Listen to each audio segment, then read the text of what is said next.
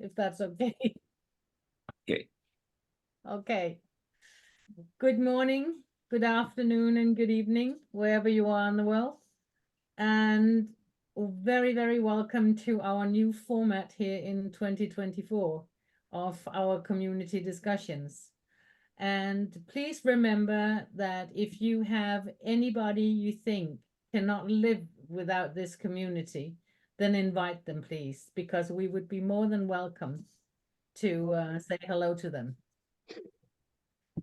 Today, we're in for a treat, a very special treat, actually, because I've heard rumors that there's actually a new book from the hands of Dr. Gary. And I know that today he is going to want to talk to us about the true pathways to health. And what can I say? Buckle up and very much welcome. And Gary, the word is yours. Thank you. Thank you, Vicki. And welcome, welcome, welcome, everybody. Thank you for spending a little bit of time with us. This is an open community discussion. Even though you might not only be able to see everyone here, maybe only to see me, if you want to be able to contribute to the community discussion, and later on, I would invite you all to do so. You can show your video, not now, you can show your video and or raise your hand and then be able to to participate, maybe I should say, in our community discussion. Thank you so very much for coming. Today, it's a new year, and so we're setting our new goals for ourselves and thinking about what we want to become. And as far as our cellular health community we want to be able to provide the greatest value and a lot of interaction for you so that you can understand how to have optimal health in this new year. And I'm going to be explaining how we can do that on a scientific level because, okay, as you mentioned before, I do have a new book out. It's True Pathways to Health. And this has the 10 laws of cellular health that I've been discussing with you for a long period of time. Today, I want to be able to emphasize what in the world is so important about these true pathways to health. And I'd like to be able to discuss this. So I'm going to share my screen with you, and we can look at this. Oh, just a second. Let me start my presentation.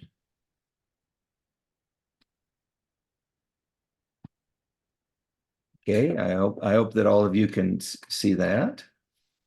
I'm a scientist, as many of you know. I have a PhD in atomic physics, which means I know how atoms work. And I also have studied over the course of my life how the physical body works. And when we talk about pathways in science, it's a little bit different than pathways, that you may be familiar with. Pathways in science mean that there is a way to arrive in your body at a certain result. So molecular pathways, for example, if I breathe in oxygen goes into my lungs, then it goes into my blood and it's absorbed through my lung tissues and the alveoli. Then it goes through the blood into the cardiovascular system and then is distributed throughout the body. That is the oxygen pathway. So true pathways to health also kind of has a scientific context to it. Meaning, we're talking about the true pathways in our body that can lead to health. In fact, health on the cellular level and on the atomic and molecular level too. How do we generate health in our body based on these true pathways? And these true pathways, by the way, are based on science. We know a little bit how our body works. We know what our cells need in order to operate. And so these true pathways are important to understand so that we can have true health. Let me explain a little bit today some of the studies. Of course, I'm a scientist, so I love to go into studies that have been available to us that show us how we can obtain true health in today's world.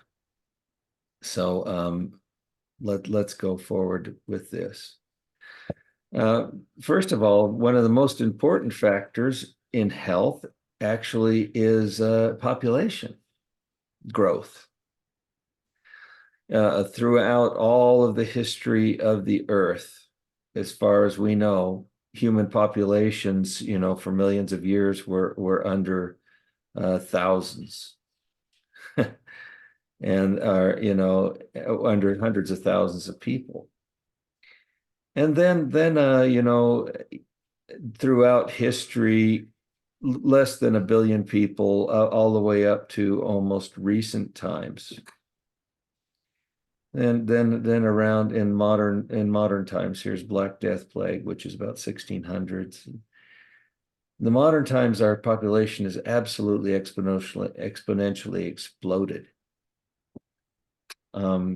In fact, right now, its growth is at about 1% annually, and there's about 7.8 billion people. This was back in 2022.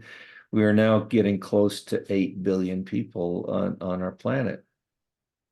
And that offers several challenges to us as we grow.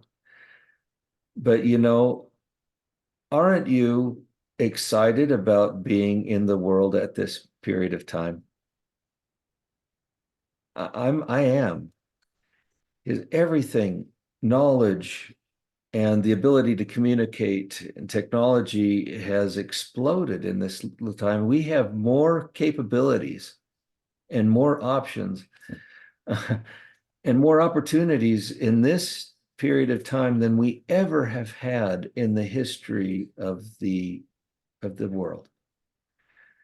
And so for me, it's very exciting to think about the possibilities that we have. Of course, we also have challenges. We're going to have to provide all of us with the principles, with what we need in order to be able to have health and to have a good quality of life.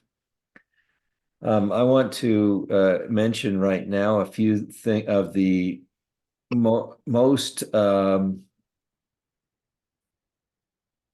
problematic, the diseases causing most of our suffering in today's society. And number one in the United States, at least since I'm here in the US, I'll talk about the US, is a heart disease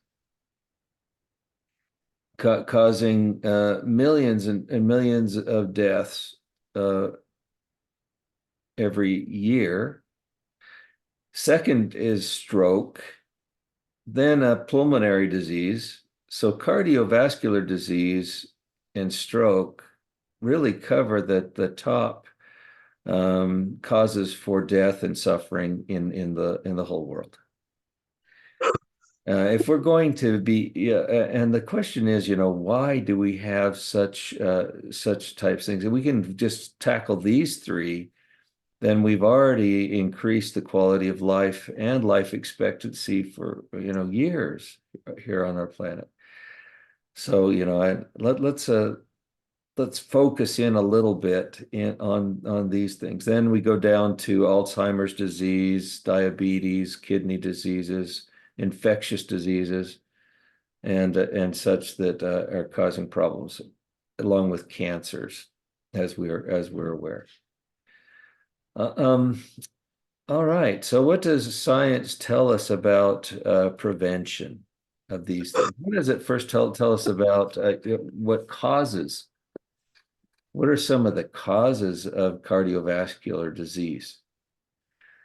And let's look here here is the map of the United States. And here are mortality rates due to cardiovascular disease in the United States of America. And I'm going to be mentioning the United States of America because that's where I live, and I have most of my information from here. But there are other studies also that include world populations. One of them is called the China study. If you look up that book, it's a wonderful study that includes literally billions of people worldwide and how their different environmental factors affect disease, cardiovascular disease, cancers, etc. And what we mean by environmental factors, it means what we eat, the water that we drink, the foods that we eat, the environmental factors that feed our body and feed our cells, the nutrients and elements that we need in order to survive. And the question is, well, does that make a difference? Well, if you start looking at this type of information, this type of data, you start to see some very interesting things. I mean, here, for example, we notice that here in the southern part of the United States, here's what we call the fertile plain, where most of the farming takes place in the US. It's fertile because, there's millions of acres, millions of hectares of farmland here that's fertile. And most of the world's food is actually grown in this area. What I mean by world is that the United States exports a great deal of food to the whole world. So a great percentage of the world's food is produced in this area, United States. And this is the area. This is called the heartland of the United States. So anyway, this is also where we have the largest incidences of cardiovascular disease. Now, these are shifting. We're going to be talking a little bit about this. And over the last 100 years, the map has shifted quite a bit. In fact, earlier on in the 30s and 40s, the concentration of deaths was up here in the eastern border because that's where most of the population of the United States is, and of the western. But the cardiovascular death rates have increased so much in the heartland that they actually dominate all of the statistics of even the most populous areas of the United States. And so maybe we might want to ask, well, what in the world is happening in the heartland of the United States that's causing so many people to get sick and that's have cardiovascular disease? That's a question. In fact, I'm going to start asking questions about this as we discuss this later on in our community discussion. I'll mention two other things and then we can open it up for discussion a little bit here. Okay, so stroke, the second, number 2. Here is the topology or the data concerning, incidences of stroke in the United States. Do you see a pattern here? Very, very interesting. It's kind of, if you go back to, heart disease and stroke, there's kind of a pattern forming here that you might recognize. So anyway, let's look also then at one of the other causes of mortality in the United States, and that is cancer mortality rates. Do you see pattern here too? And this pattern, by the way, is emerging. Here on the right, you can actually see the percent change of cancer between 1980 and 2014. That means how fast is it going either up or down, the rate of cancer. Now, here, the blues and the greens mean cancer is going down. Well, that's wonderful. And the reds and the purples here mean that cancer is going up in these areas. So again, we're seeing a very interesting pattern evolving here, where in Louisiana, Alabama, Iowa, and some of these others in Virginia, in this area, we're seeing high incidences of cancer, and they seem to be increasing. In fact, they're increasing so quickly they dominate the statistics of the whole rest of the country in these specific areas. Now, I'm not saying this because I think that everybody that lives in this area should move or anything else. We'll have, but we're saying this. I'm saying this because there are some factors that are involved here, maybe hidden factors that we're not aware of, that are causing death and sickness, at least here in the United States, that are regional, that are based on the environment in which people live in these areas. And so we should very well be aware of that. Now, let me stop my presentation for a minute and ask you a question then. And all of you can, please, that wish to, can participate.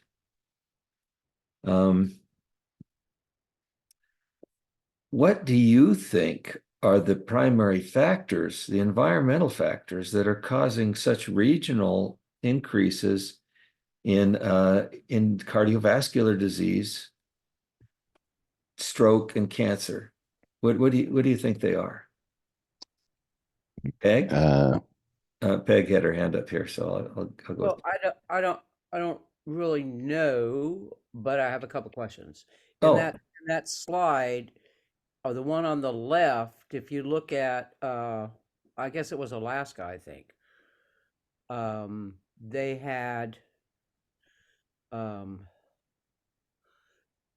had cases, but then when you look at the one on the right, on the percentage of change, you'll notice that where there was red on the left, there wasn't any red on the right. So one, what did they do in order to change that? And then just by looking at those two pictures, I feel that maybe it's industrial or something,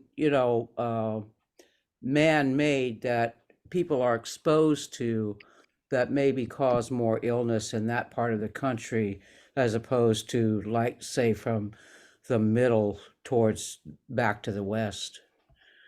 Okay, great. Well, in the just recently, last 15 years, we've had a lot of radioactive waste from Japan that has been dumping into the sea, into the ocean. And the currents have carried it right up along the coast of Alaska. So maybe radioactive waste is part of that, as well as other environmental factors. But yeah, it looks like they're going down. There's nothing. Good. Yeah. So that's telltale sign. So I would just think, well, what did they do that everybody else in the rest of the country hasn't? Well, give it to you, Peg, to point that out. That's wonderful. Great. Yeah. Gary? Brant? Yes, please. Okay. Can you put up the maps again one at a time? I want to Sure. screenshot those. Those are awesome. Sure. Okay. And then I got a comment on it. All right. I'll go back to the ones before that. there you go. Yeah, Go ahead, that one. Brant. Yeah. And then the next one, put the purple one up. That's stroke. Yeah. Okay. Cardiovascular, stroke, and cancer. Okay, good. I got those. All right. I did a study on this a while back, about 10 years ago or so. the science bunch of scientists had done this in the studies, and they asked that very question. And then at the same time, I went to a seminar by a nutritional microscopy that had done hundreds of thousands of live blood cell analysis and recommendations, wrote a couple books on it. And what he had found, I'll start with him first at the atomic level, or at least the cellular level. And he'd see the blood, and he knew what caused the blood to look bad. He'd make recommendations, and they'd change their diet, and he'd come back until he got their blood looking perfect. The last thing he did after he looked at blood, he would take the slides, because he puts the blood between two glass slides, and he'd squeeze the slides. And if the cells were real resilient, they were hard to break, they had been made with good omega oils, the good oils. If they were easy to break, the cell walls, they were made with the crappy oils. And the cell wall is made by oil, which, allows things in and out and kind of protects it. Same thing with the nucleus. It's oil-based to keep protected. So oil is one of the most critical things. And then I remember another book I read by Nicholas Perricone, dermatology professor, Yale University. And his book, The Wrinkle Cure, he says, the worst thing you can put in your body is hydrogenated oils. Well, I mixed those two together, and I said, okay, that makes sense. Well, if you look at those maps now, in the southern region, what do they do down there? They're huge deep fried foods in all of that area. And they have gave them the cheaper oils because they're less costly. And they use all of this, super refined oils to deep fry with, because it's cheaper. Now, if you deep fry with coconut oil, extra virgin, or avocado oil, or olive oil doesn't take as much heat, but those two, no problem. Those are great oils, and they don't break down with the heat. The others break down into those trans fats and then the bad oils.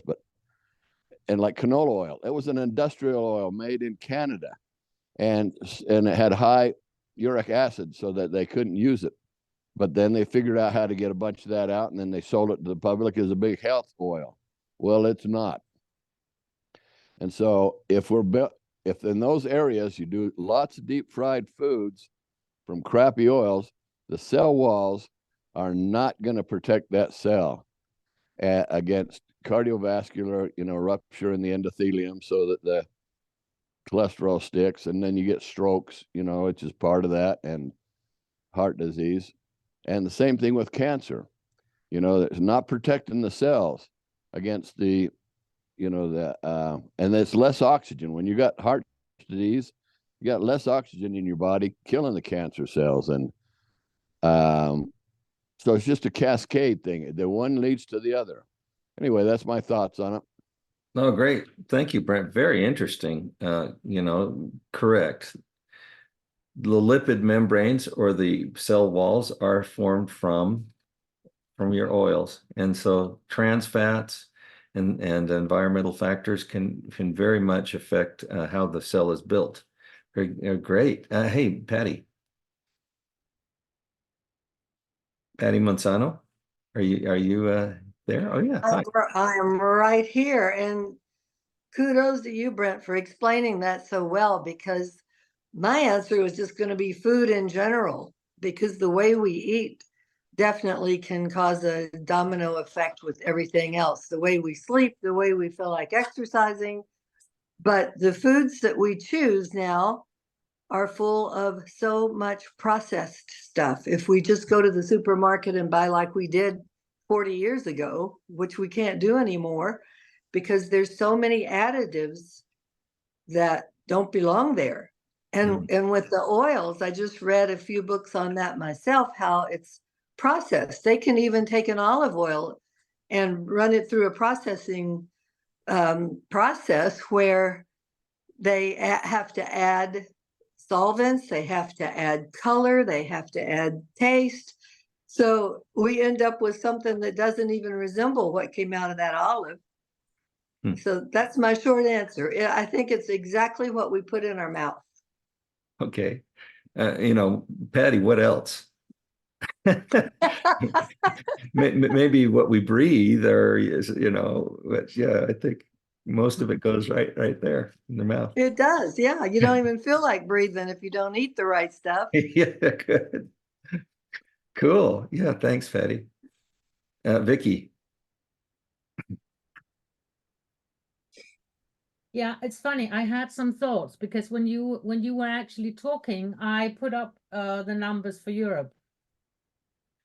And Europe, number one, is narrowing of the arteries in the heart.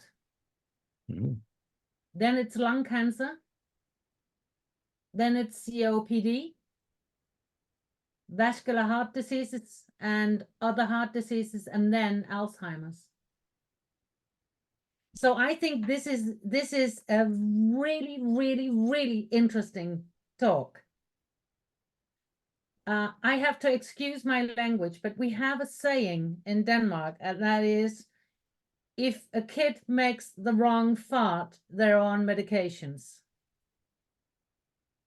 And I think that's also one of the problems, that we are using way too much medication, meaning that we are actually making our colon or our gut is really heavy in getting the right bacteria to help us build our immune system. And of course, I agree with everything that was said about the food.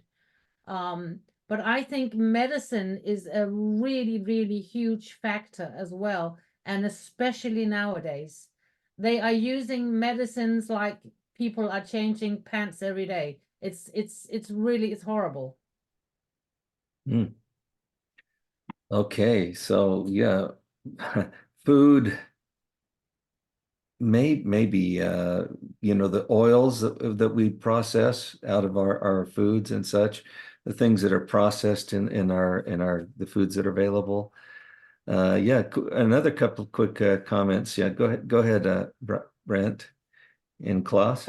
According to Vicky, on the medications, and it is published on all kinds of studies out there, reports that prescription drugs taken correctly is the third leading cause of death in America.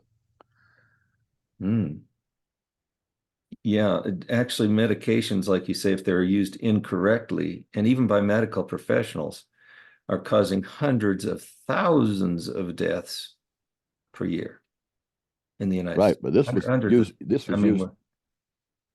used correctly, because once you mix more than one drug with another, nobody knows what that reactions are going to be. They study it individually, but when you give two or more to somebody, nobody knows what that mix is going to do to them. Okay, that's interesting. I don't know if that really explains the regional, why the heartland of America has so much higher rates than, the other areas of the United States. Yeah. No, but that was just in general. But the real thing with the bad oils, which is going to cause that cardiovascular problem, the endothelium problems, and the bad cells, and then that causes the low oxygen, which causes the higher cancer rates. All of that stuff, that makes sense to me. So that's just something I learned from some of the studies. That's great. I don't think we're going to get to the perfect solution today, but I'd love to be able to discuss. Klaus? Yeah, I'll refer to what Patty said and what Vicky said, because Patty talked about it's important what we put in our mouth, and Vicky mentioned the other part of that. Your gut. If your gut isn't working properly, you can eat the most healthy food you want. You cannot clean it. I think the gut, in many ways, and I also talk out from a personal experience, is so important that you have a gut that works. That's it. Excellent class. Yeah. Scientists, by the way, are figuring that your gut microbiome is one of the key factors of health. Gut microbiome. Talking of which, Simon knows a lot about fermented foods and other things which greatly improve gut health. Simon? Okay. I saw the data, especially the Alzheimer, and I was reading the report, a research study from Wisconsin. So they were saying about, those people who has Alzheimer, they actually check the biomarker, and the biomarker that they check are what they call the protecting, which is showing the level of inflammation. They call low-grade inflammation in the gut. So in other words, what it's trying to say is that our bacteria in our system is actually like a double-edged sword. It actually cut both ways. So if we don't take care of it, you have gut permeability, this bacteria is going to leak out toxin. And from that research, that, and there, of course, there are many other research, they show that there is a systemic circulation of this toxin. So you get into the cerebral, what they call the cerebral spinal fluid, and they do all the tests, like tau, phosphorylated tau, and amyloid, all this And when I read the research, I was kind of saying, yeah, I mean, besides other environmental factors, the air we breathe, the water we drink, but actually what lies below in our belly, that one cell lining in the gut, that is so fragile. And because what we put things into our mouth, a lot of additive, preservative, fake food, whatever, what not you have, and you destroy that gut lining, I think we're asking for trouble. And I think they start to piece up all these puzzle, the puzzle for all this like cancer. And I think it really makes sense to me that actually food is your medicine. So if you eat properly. And there's another book that I read, by Dr. William Lee, Eat Thy Food Like a Medicine. So he lists out, he basically lists out 5 items. And angiogenesis, and regeneration, microbiome, DNA, protection, and immunity. These are the 5 areas. And it has a lot, it lists out all the food. And the food that lists out, there's about at least 200-300 items. Fruit, vegetable, nuts, seed, olive oil, and seafood. And when I look at that list, I say, actually, we should eat natural, not processed food. Of course, angiogenesis, I think, is like, blood vessel can go haywire, but certain food has anti-angiogenesis. In other words, it kind of balances the blood flow, even on the heart. The heart, got this angiogenesis. I think Dr. Gary knows what I'm saying, if you're going to read that book. But I think the point I'm trying to say is, this natural food that we eat is going to help us. And of course, fermented food, there's one area, yogurt. And many people are actually not taking, I think, not many people, let alone high fiber. 20 grams to 40 grams of fiber a day. So if you take all these, I believe you can actually mitigate, based on your data that you show, when people are eating correctly, you can actually mitigate that. Of course, genetic is one part, but of course, genetic, you can turn on and turn off the switch. Okay, that's all I have to say. Wonderful. Yeah, and by the way, the gut produces serotonin and other nucleotides that help the brain. You mentioned beta amyloids and such also that can cause stroke, Alzheimer's, and other things that are very prevalent in Europe, as Vicky was saying. So this is a world problem. I'm going to kind of go on to another few slides and that we can amplify what we're talking about here. Gary, can I make a tiny comment on the gut?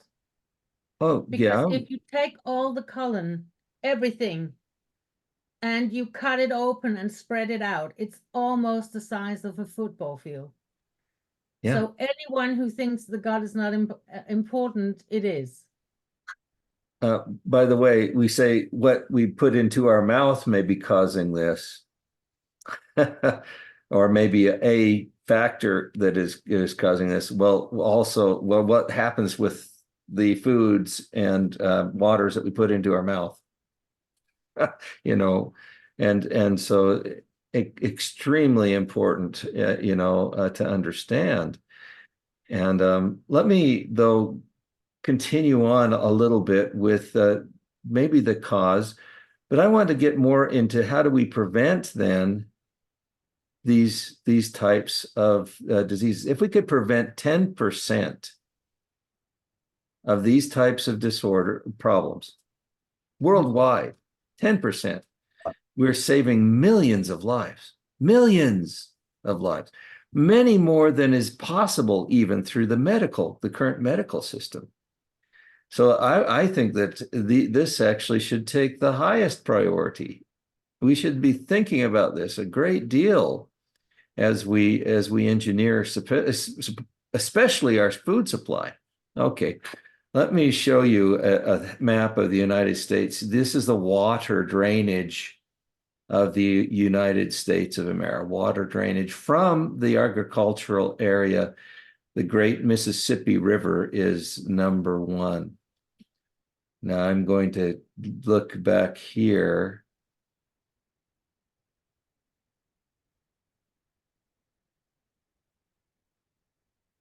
Do you guys see a pattern? As the water cycle, as it's existed throughout all of history, takes the water, evaporates it into clouds, rains it upon the earth. The things that we have in our water supply are absorbed from elements in our environment.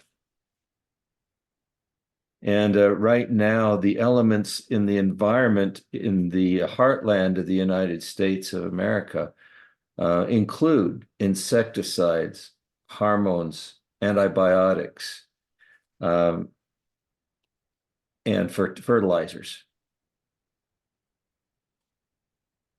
And the question is, are these things which are now appearing in high concentrations in our water supply, are these also affecting our health? And maybe part of the preventative measures that we need to start to take if we want to be able to address these issues, these critical issues in the United States. I'm going to go on 2 more slides and then I'll open it up for discussion again. Okay, prevention of cardiovascular disease. According to the WHO, the World Health Organization, air pollution is responsible for 25% of all deaths from heart disease. That's more than 10%. And then 24% of deaths from stroke. Now, I haven't checked their science, but usually their science is fairly good. And so that is millions of people are dying as a result of air pollution. Well, that's something that we can't really directly affect unless we put filters on our air, or we avoid living in populous areas where there's a lot of air pollution. I mean, I guess we can prevent this, but that's nothing compared to what the American Heart Organizations, as well as research worldwide, hundreds, if not thousands of reports are telling us that over 80%, it's now 90% in many cases, of cardiovascular disease can be prevented. Now, that's interesting. I mean, they say it can be prevented, but I'm going to open up the discussion now to a little bit more positive light, how can we prevent then these major problems in our society? How can we get this benefit of 80% improvement? Oh my goodness. In our health systems. Okay, I'm going to open this back up to discussion, and we can end off here. Layla?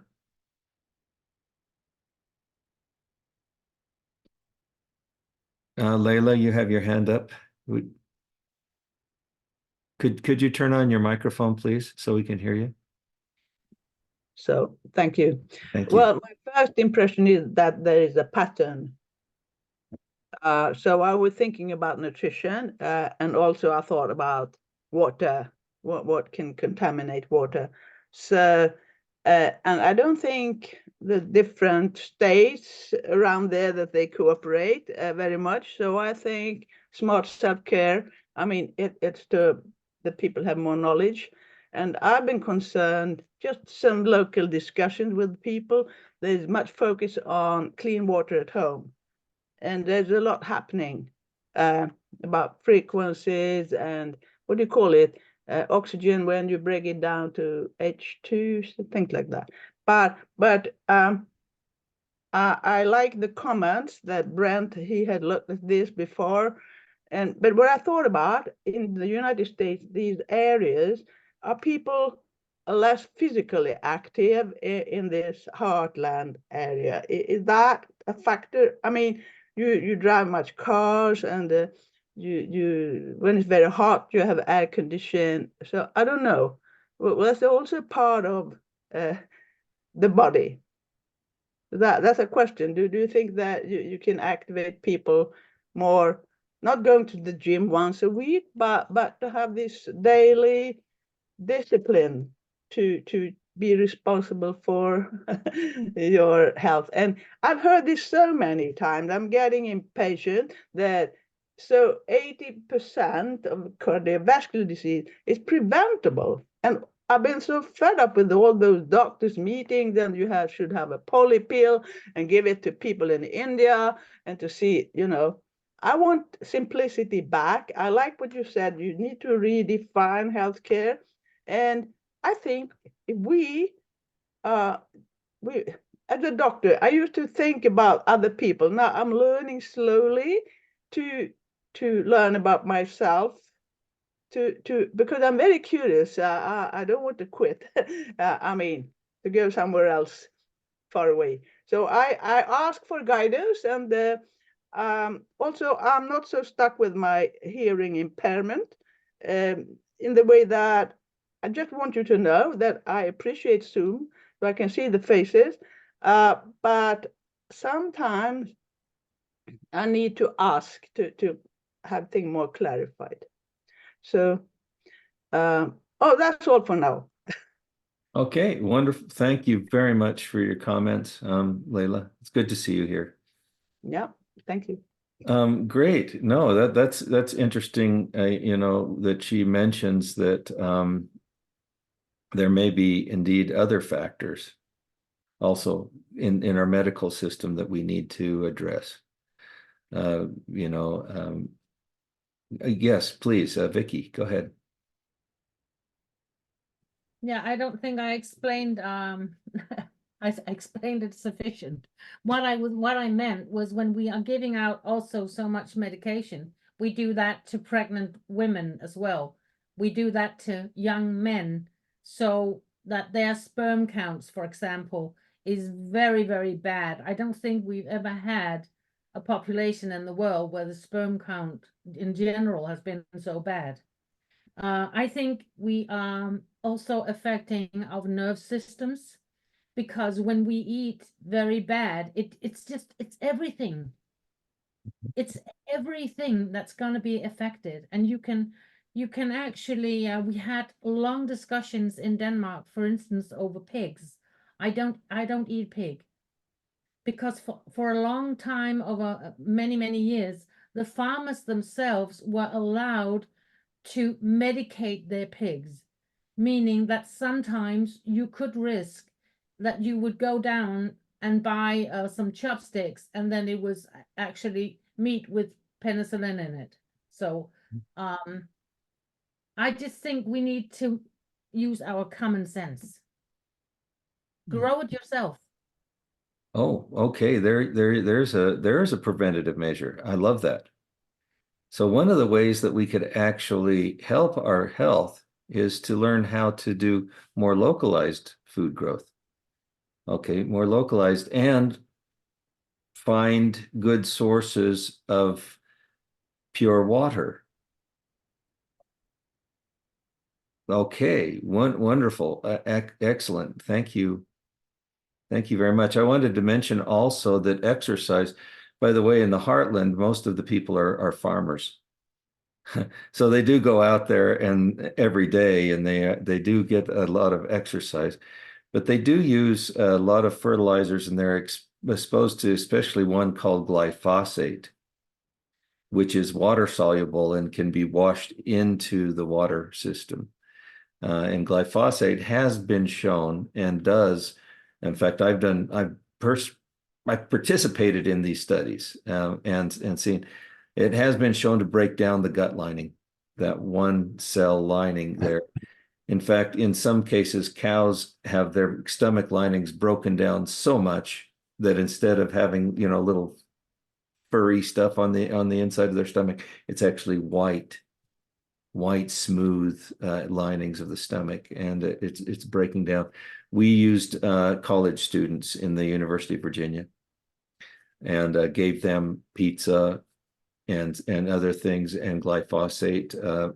We checked that it breaks down the stomach lining faster than almost anything that we had tried, including gluten and other things in the diet. But yeah, sure. And often that would result in a very, very dry colon or gut and a dry stool, meaning it's very, very difficult to pass.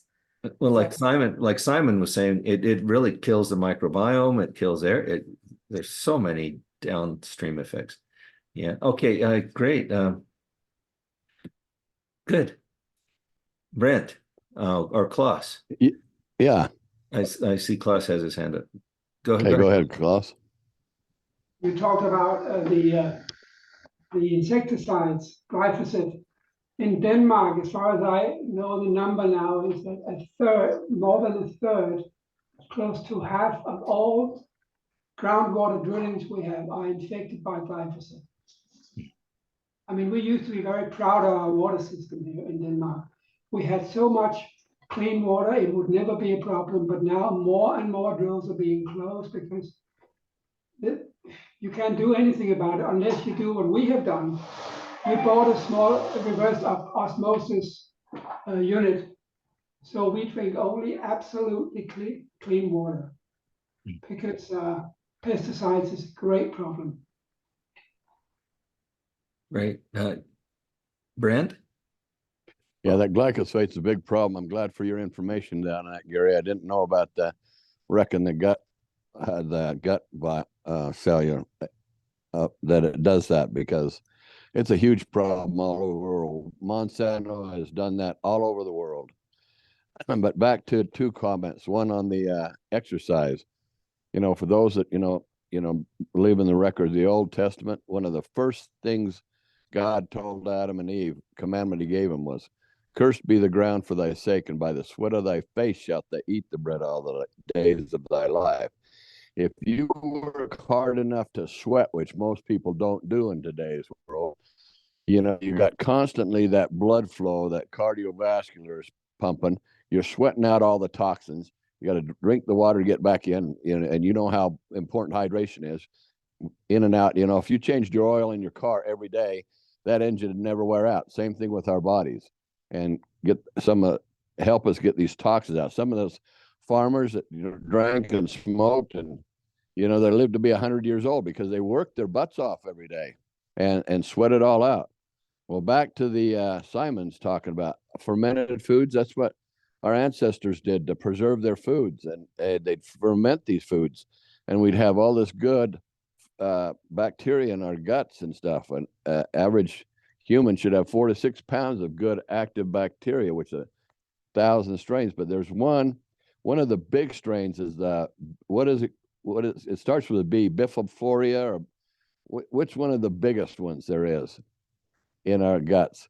A scientist I just saw just the other day, she had, the last 3 years, when the vaccines first came out, the doctors she was working with asked her to monitor their stools, and based on their vaccines up to 3 times, and she did it for 3 months, 6 months, 9 months, and she saw the biggest bacteria, that bifidophoria, however you call it, was down to 0 after 9 months in their intestinal flora.